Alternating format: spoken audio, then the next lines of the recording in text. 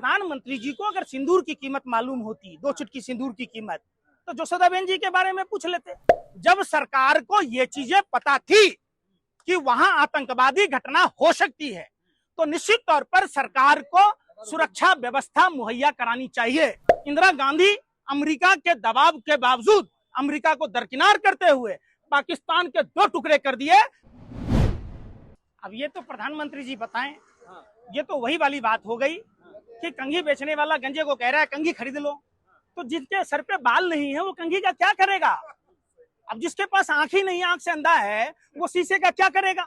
प्रधानमंत्री जी को अगर सिंदूर की कीमत मालूम होती, 2 चुटकी सिंदूर की कीमत, तो जसोदाबेन जी के बारे में पूछ लेते। उनको कैद करके रखा है, चलिए वो आपका पर्सनल बात है, मैं कोई बात नहीं।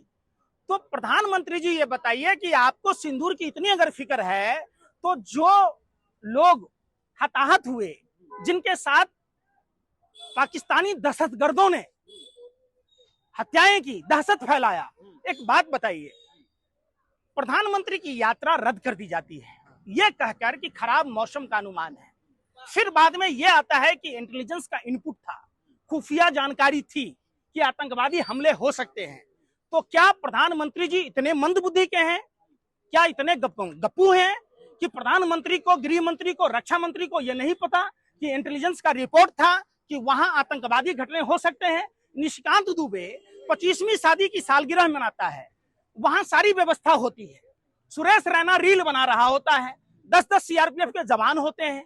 अगर पहलगांव में भी 10 सीआरपीएफ होते, त्रिस्तरीय सुरक्षा व्यवस्था छोड़ दीजिए, तो वो जवाबी कार्रवाई करता।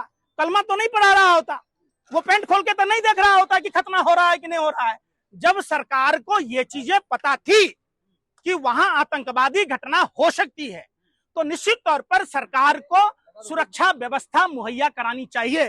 सरकार की यह नाकामी है, जो पहलगाम में हुआ, यही नाकामी पुलवामा में थी, जो आज तक देश को नहीं पता चला। अरे भाई सुन लो, देश का प्रधानमंत्री कोई बनेगा, उसको आज से नहीं है। आप समझिए, लाल बहादुर शास्त्री जी देश के द्वितीय प्रधानमंत्री, अमेरिका ने सड़ा हुआ गेहूं देने से मना किया, कभी भी घुटने नहीं टेके देश के प्रधानमंत्री ने। आज स्वर्गीय लाल बहादुर शास्त्री जी को विनम्र श्रद्धांजलि देता हूं पूरे देश की तरफ से कि ऐसा नेता जिसने अमेरिका की बात नहीं सुनी, जय जवान जय किसान का नारा दिया, देश आत्मनिर्भर हुआ। आज हम हर आदमी गेहूं बड़े चाव से सारे अनाज खा रहे हैं, क्यों? क्योंकि उन्होंने एक मजबूत निर्णय लिया। मजबूत निर्णय आज इंदिरा गांधी की याद आती है। इंदिरा गांधी अमेरिका के दबाव के बावजूद अमेरिका को दरकिनार करते हुए पाकिस्तान के 2 टुकड़े कर दिए, उनके सैनिकों को बंदी बना लाया। आज अटल बिहारी वाजपेयी की सरकार कारगिल युद्ध में भाजपा से ही थे, उन्होंने अमेरिका के आगे घुटने नहीं टेके। जब तक पाकिस्तानियों को सबक नहीं सिखाया, तब तक क्या कारण है प्रधानमंत्री जी? ऐसी कौन सी मजबूरियां हैं? भूखा मार देंगे पाकिस्तान को। यार सुन लो यार, बक बक मत करो। देखो, गंगा नदी जा रही है उत्तराखंड से, कहाँ जा रही है? तो गंगा का पानी यूपी वालों को दो ना, दो बुंदेलखंड में पूरा सिंचाई हो जाएगा। उसमें तो कोई इंटरनेशनल पॉलिसी नहीं है। गंगा बिहार होके जा रही है, बिहार के 24 नदियों में पानी नहीं है, तो पानी रोक ना लीजिए प्रधानमंत्री जी। किसने आपके हाथ पर बांध रखे हैं? आप उस गंगा का पानी रोक लीजिए, बिहार के 24 नदियों में पानी होगा। ये ड्रामेबाजी ना करो, ये भांड की तरह ना, ये काम सब नहीं चलता है। देश को साफ और स्पष्ट, देश के लोग रोटी खाते हैं, देश के लोगों को पता है। सिंदूर तो पहुंचा रहे हैं ना यार, घर सिंदूर। मणिपुर क्या नहीं जा रहे पहुंचाने? अरे मणिपुर जाने में डर लगता है। क्यों नहीं पूछते प्रधानमंत्री से कि जो कारगिल युद्ध का विजेता मां भारती के लाल, उनकी पत्नी के साथ जो दरिंदगी हुई, उस सिंदूर की भी तो कोई कीमत हो कि नहीं है? प्रधानमंत्री की नजर में मणिपुर के लोग, महिलाओं के सिंदूर की कोई कीमत नहीं है क्या? आप जाते ना बीकानेर ना जाकर, आप गुजरात ना जाकर पहले मणिपुर पहुंचिए, हम भी चलते हैं। क्यों नहीं पहुंच रहे आप?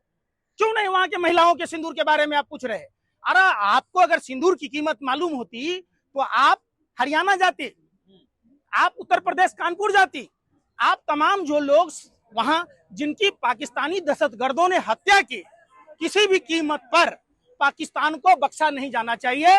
पाकिस्तान को कई टुकड़ों में विभाजन कर देना चाहिए। जो काम पाकिस्तान कर रहा है वही तो आप लोग कर रहे हैं ना। अच्छा, सवाल उठा रहे हैं ना प्रधानमंत्री। क्या खाते हो? रोटी खाते हो, गोबर खाते हो? ए भैया, ए गोबर को चमनप्राश समझ कर खाते हो क्या? हम इस देश के नागरिक हैं, तो इंटेलिजेंस की रिपोर्ट होने के बावजूद अगर वहां सुरक्षा व्यवस्था नहीं थी तो अपनी सरकार से सवाल पूछना हमारा काम है। तुमने देखा था ओए बीजेपी अध्यक्ष का रैना का देखे थे रील बनाते हुए बर्फ पर, क्या को सुरक्षा कर्मी था भैया?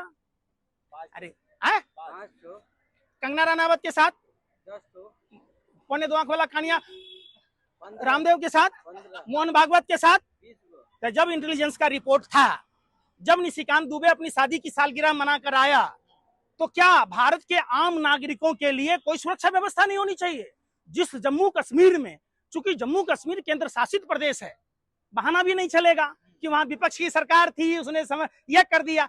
सरहद की सुरक्षा कौन करता है? खुद प्रधानमंत्री बोलते थे कि समस्या सरहद की नहीं है, दिल्ली की है। जिस प्रधानमंत्री को यह पता है कि हथियार कहां से आते हैं, वो प्रधानमंत्री से इतनी बड़ी चूक कैसे? अब तो दिल्ली में आप बैठे हैं, तो समस्या अगर दिल्ली में है तो इंटेलिजेंस के आप तो पता चल गया कि चूंकि इंटेलिजेंस का रिपोर्ट था और आपने अपना यात्रा रद्द किया कि खराब मौसम के कारण। इंटेलिजेंस कहती है कि खुफिया जानकारी थी कि वहां आतंकवादी घटना होगा। पाकिस्तानियों से 2 जून की रोटी सुकून से खा रहे हो, तो हमारी गोली है तुम्हारे लिए। पाकिस्तान को भारत हमेशा से सबक सिखा के आया। पाकिस्तान को सबक सिखाने के लिए यूपी बिहार एमपी जैसे आम नागरिक भी चले जाए ना तो नेस्तनाबूद कर दें।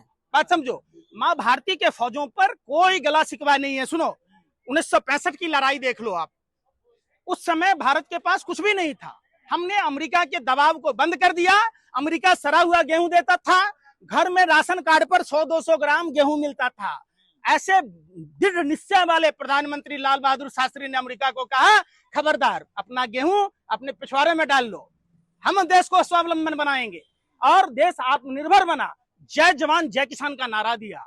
इंदिरा गांधी के समय 1971 में अमेरिका के दबाव को दरकिनार करते हुए पाकिस्तान के भूगोल को बदल दिया, पाकिस्तानी सैनिकों को बंदी बना लाया। अटल बिहारी वाजपेयी की सरकार में कारगिल युद्ध में पाकिस्तान को सबक सिखा दिया। अरे कब तक ये गाएंगे? मोदी जी का नहीं देख रहे हैं आप?